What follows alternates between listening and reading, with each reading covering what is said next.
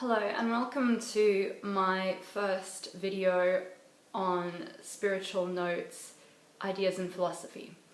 I am putting this video together for you all as I realize the notes are lengthy and it's difficult to follow and understand a lot of the concepts unless you've had previous experience in meditation and understand basically what they're talking about.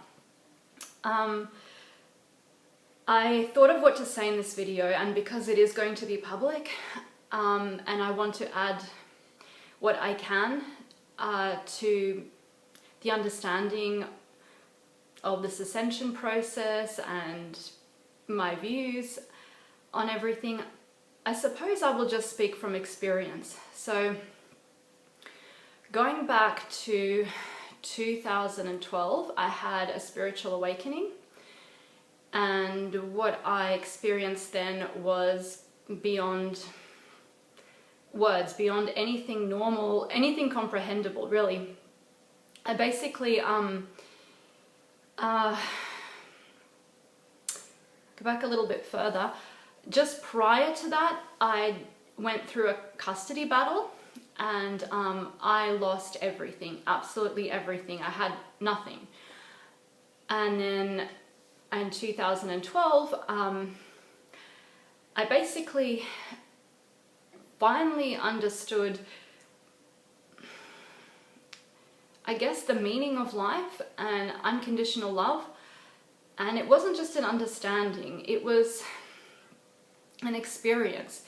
It gradually happened, I suppose, by me letting go of all the pain, everything I was carrying around to me. I just let go, and I did pray at that time. I was a Christian and I prayed for guidance, I prayed for answers, and I prayed to be put on the right path. I pretty much said to life, if there is a God out there, if there is truth, if there is something in all of this, show yourself. I am tired of having obstacles thrown at me and nothing working out. You know, I was hit with a lot of adversities and I didn't understand. You pray to God and your prayers don't get answered, you know, or it takes ages and ages and something small happens. Someone says something that gives you an idea.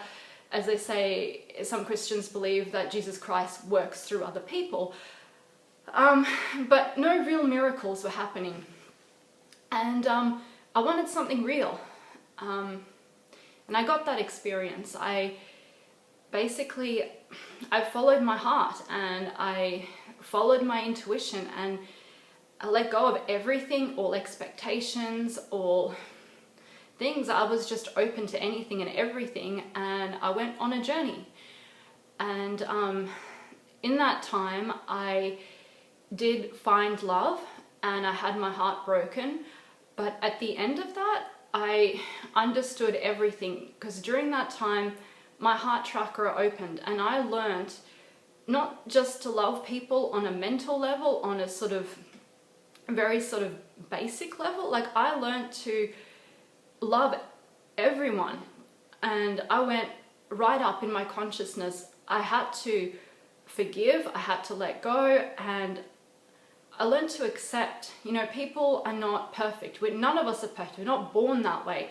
Even the most perfect person in this world has flaws, and I had to see that, and I had to have enough compassion and understanding and forgiveness to love through all of that.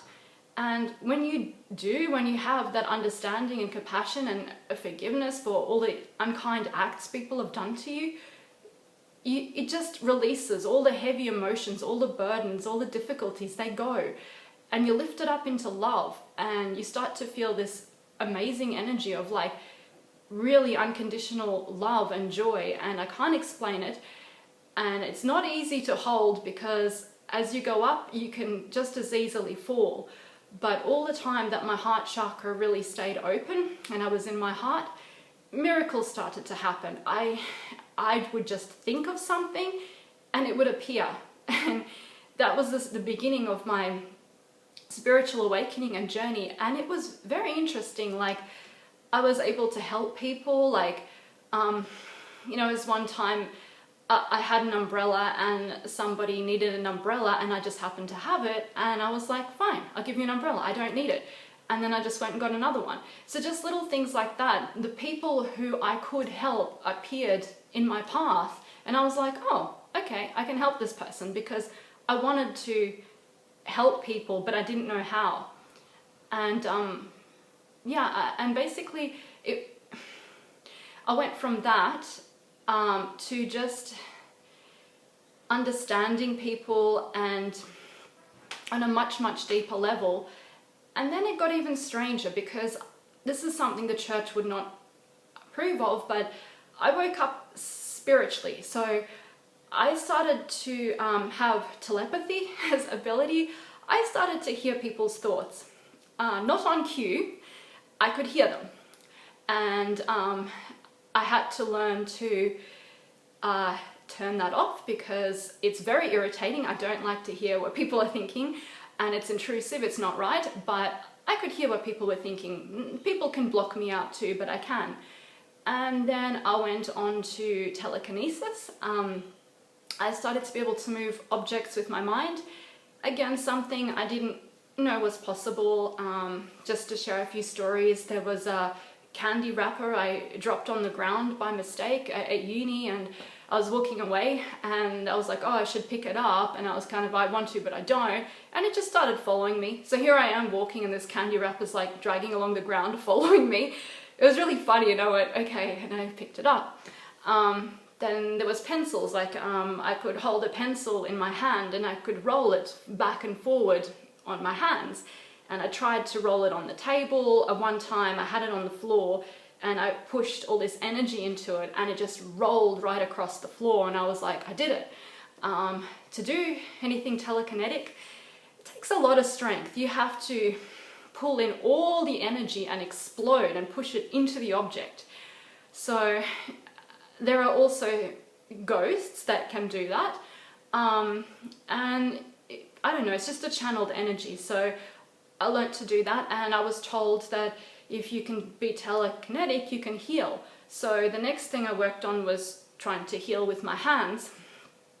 And I helped a friend after an operation once, and I channeled as much healing energy into the area where they had their operation, and they said that that helped a lot with the healing.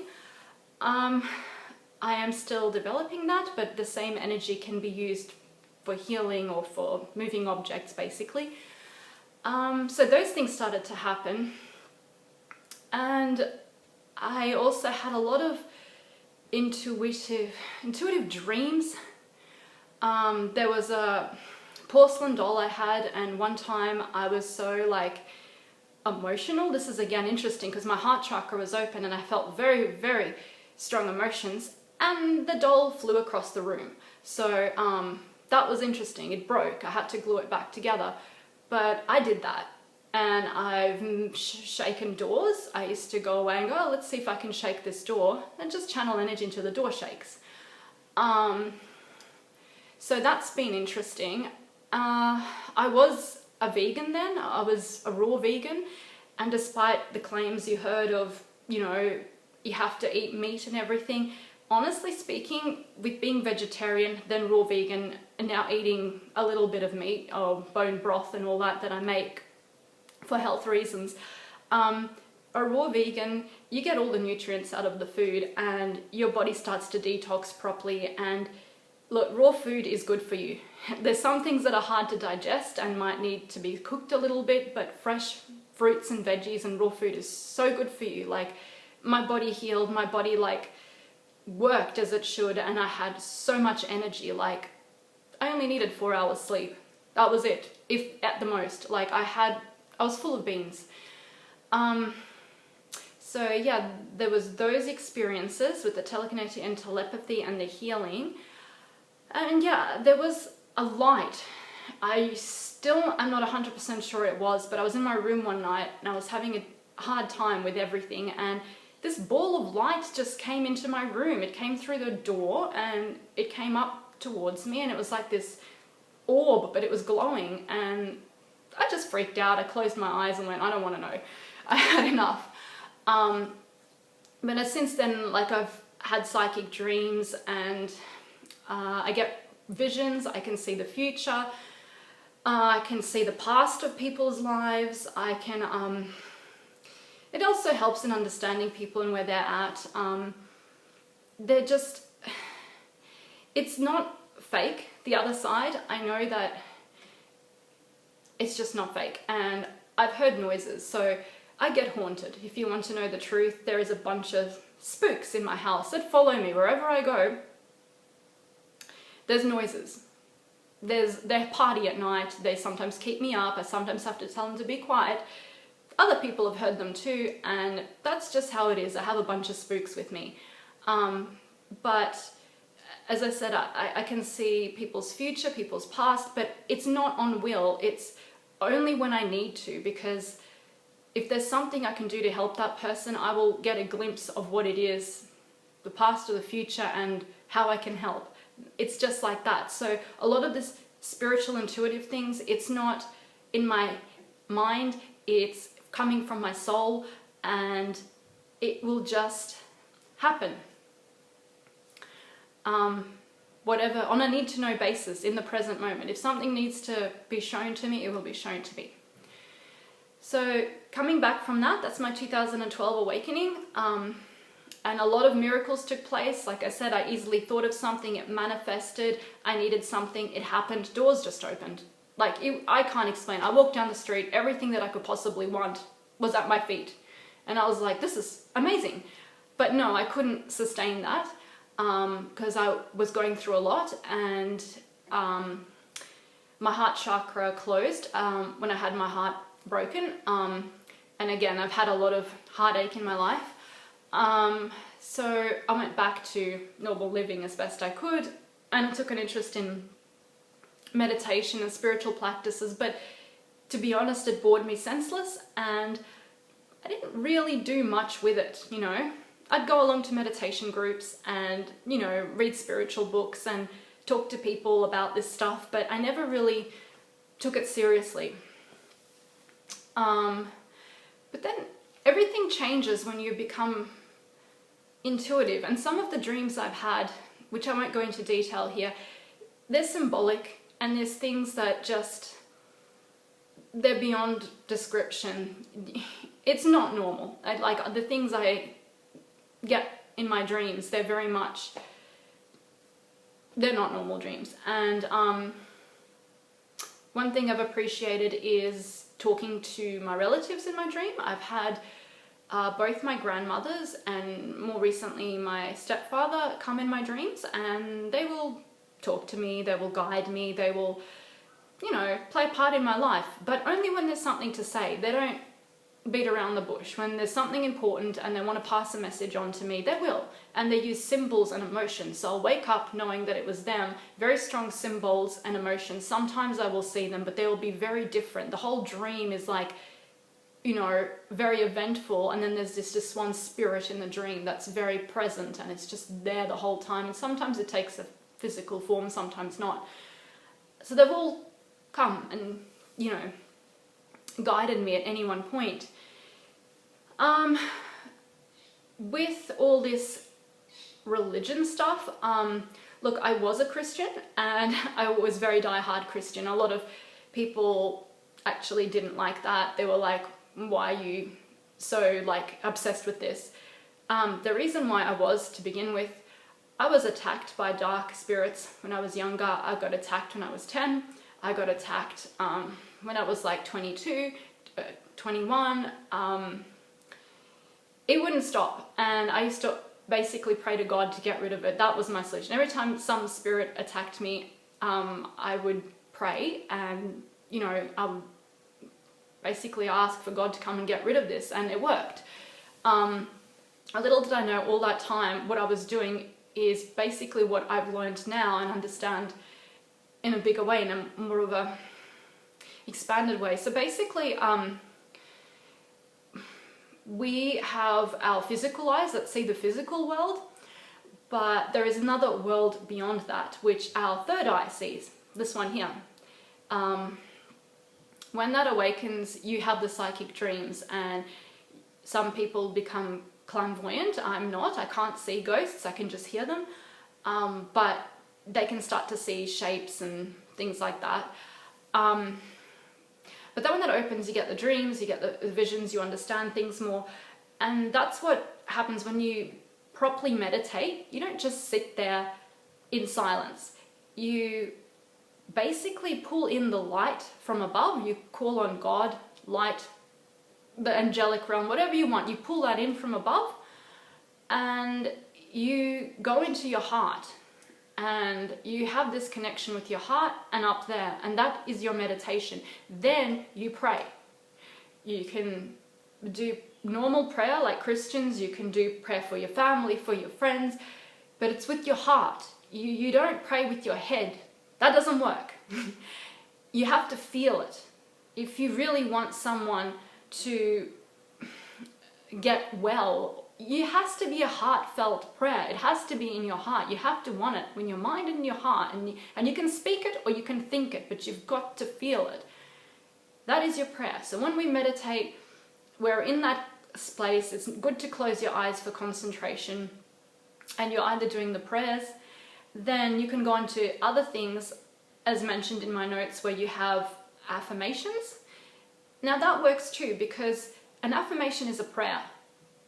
I know it's a bit hard to understand, but if you're in your heart and you're really saying, I am, or I can, or I have faith, or I believe, or I'm willing to do this, and you're working on issues you have or obstacles you face, and you're really saying these affirmations, it changes things. It changes things in your life. It changes things in reality. It becomes a prayer. Your affirmations are a prayer, but it's in regards to what the Spirit or God can do for you in your life. And furthermore, you can pray for misalignments in your body. If you've got a sore leg or a headache or whatever, you can also pray to relieve those things. In terms of healing the physical body, look, that takes a lot of strength. What I have heard is monks can do it. It's through mantras. And these mantras and chanting that heal the body, it's basically they're affirming, which is your affirmations, that that person is well. They're just saying, I see that person is well, I believe that person is well, I feel that person is well, and they start to heal. So this is what I've been explained, that when Jesus healed, he just believed that person was well, and then they believed they were well, and they healed. We have the ability to imagine that into our realities. And I'm still working on it, but I have had an amazing experience, which I'll share with you more recently. End of last year, I had terrible PTSD, and my nervous system wasn't working very well. Now, I still have to work through some of the memories on a mental level. That's where I believe, like, you know, the spiritual practices or kinesiology or hypnotherapy are amazing. They're all very similar. They're linked in together in how they work on the subconscious mind. But I had a physical experience. So I released my trauma, the energy of it. So we have an energy body, which I didn't fully understand how it worked, but it stores our experiences, our feelings, our emotions.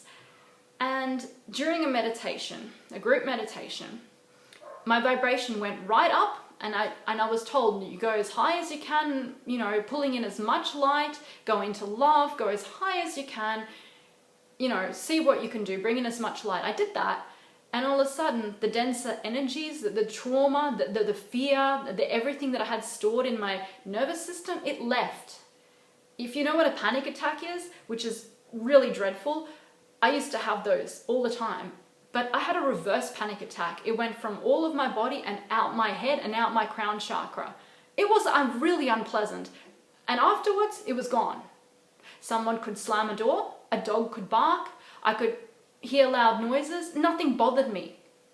So my energy body had stored within it so much fear from experiences that were negative that I was jumping at everything, and that's PTSD. But little did I know that part of its memory, subconscious memory, which, you know, causes you to, you know, think certain ways and feel certain ways, and the other part of it is a physical aspect, which is your energy body. So I managed to release that.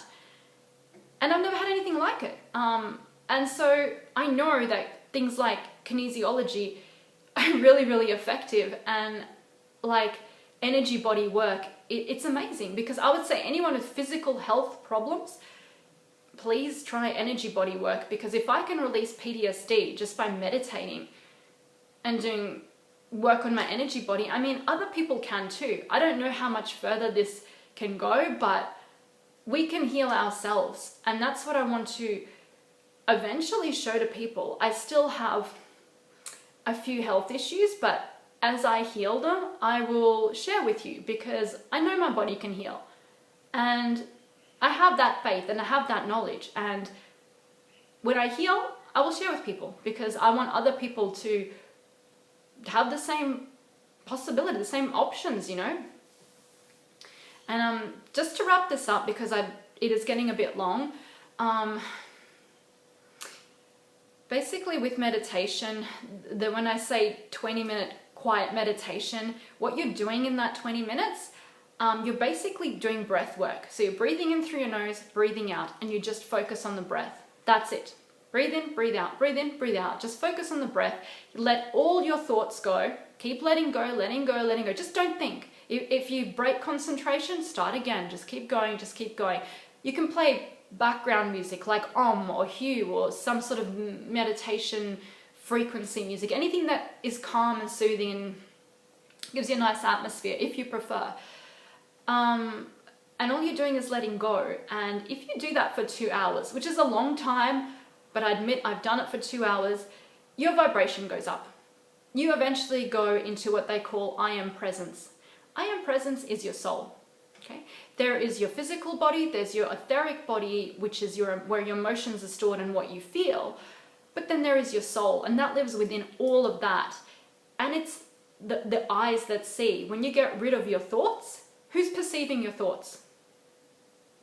Who's perceiving your thoughts? Someone is, and that is you. That is your soul. That is your I am presence. So every time you hear that, it's just your soul. And when you meditate, you get in touch with that. That's why we close our eyes, because we get in touch with who we are, what we feel on a core level. And let go of the thoughts, because you can pick up thoughts from other people. You can have lower thoughts that are negative. You can have higher thoughts from people, places, things, even your old thoughts. They get stuck in your energy body, which is why when you meditate and you do this, they just get released. Released, released, released, released, released. And by the end of the 2 hours, which is a long time, so you work your way up to it, by the end of that time, you feel great. All the negative thoughts and all the burdens are gone, and you just feel like you, and you feel happy and relaxed and expanded. And I did a 10-day Vipassana retreat. I only lasted 3 days, but by day 3 of just meditating, I was high as a kite. Like, I was floating down the street pretty much. I went back to Brisbane and everyone noticed.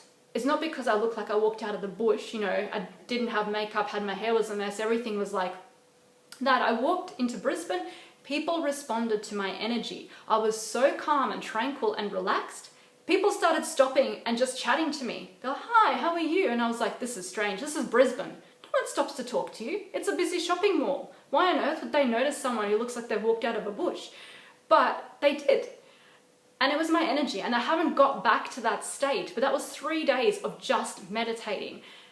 And it's incredible. And that is letting go of your cell phone and the internet and talking and distractions and everything that gets you stuck in your head. When you just let go and you just feel you and get into who you really are, your essence, your soul comes down and you feel more alive and more you, and you just know things. Like, you do not forget things. If you're worried about forgetting to-do lists or errands or anything, no. On a soul level, you know everything. Your higher self knows everything, and it orchestrates everything, including your tests. So you actually don't forget anything. You end up in a place where you've got no mental clutter, you're clear as anything, and you can remember things. And sometimes, you know, you're not even hearing things, you just go somewhere, oh, I need to do this, oh, I need to do that. Just spare in the moment, things will just come up and everything will just work out and flow. And that's what meditation does for you. It gets you into that state, on top of other things. So I'm going to leave it here. as the video is getting a bit long, but I hope that was interesting for you, and I'll do another session next time. Thank you and goodbye.